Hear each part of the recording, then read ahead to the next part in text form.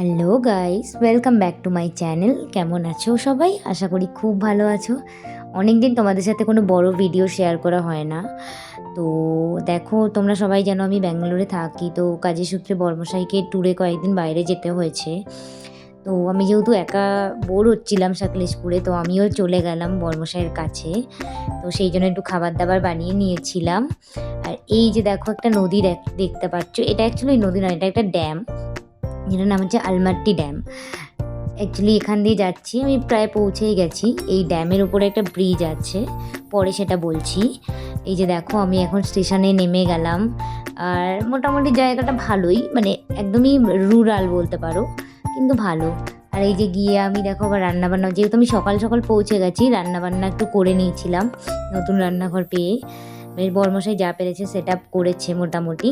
আর এই যে আলমাট্টির যে জায়গাটায় আমরা থাকি, সেই জায়গাটা মার্কেটে একটু বিকালবেলা বেরিয়েছিলাম, ন্যাশনাল হাইওয়ের ধার দিয়েই। মানে সেরকম খুব একটা দোকান আছে মোটামুটি, ওই সুপার পয়েন্ট টয়েন্ট, মানে যেগুলো দরকার আর কি, মানে যেগুলো নেসেসারি একেবারে সেগুলোই।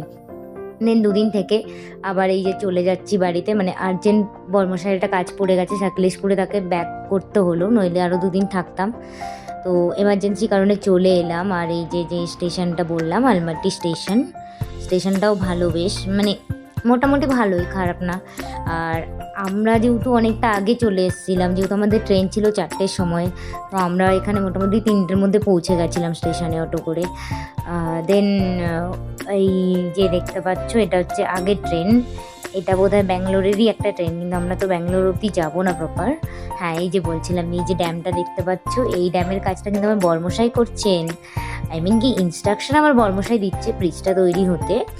আর বর্মশাই ইনস্ট্রাকশনে সেইভাবে ব্রিজটা তৈরি হচ্ছে।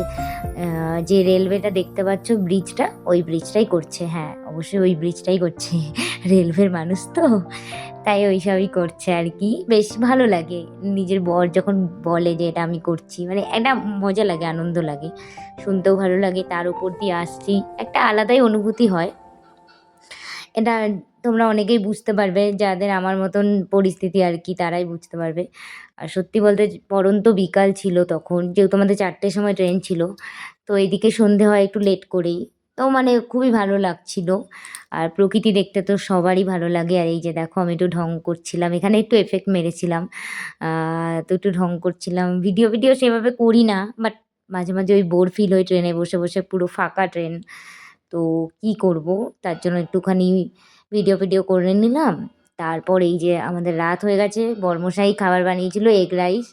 তো আমরা এগ রাইস নিয়ে এসেছিলাম বাড়ি থেকেই বানিয়ে, তো ওটাই আমরা খেয়ে নিয়েছি। খাবার পর একটু দুজনে মিলে ছবি তুলেছিলাম কিছু, তো ছবিগুলো পোস্টও করেছি দেখেছো তো ফেসবুকে।